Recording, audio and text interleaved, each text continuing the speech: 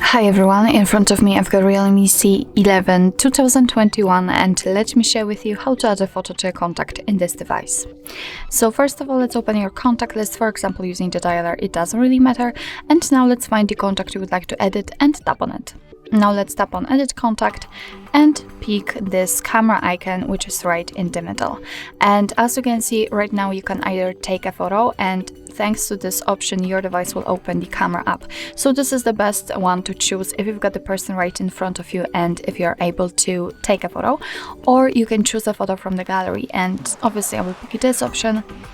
And right now all you have to do is to simply find the photo we'd like to use and tap on it. And as you can see, from this step we can adjust the size of this square and the position of the photo. You can zoom in or out, and thanks to this we can decide what you will see after saving the whole contact, because this area is responsible for it. So just position it like you want to. And if you're happy with the results, just tap on done in the right upper corner. As you can see, it will immediately appear in this icon, so remember to tap on save also in the right upper corner, and the photo should appear on the contact, and as you can see it appears, and you'll be able to see it on the contacts and also whilst all incoming calls from that number. So actually this is it. This is how to add a photo to a contact in your REALME C11 2021.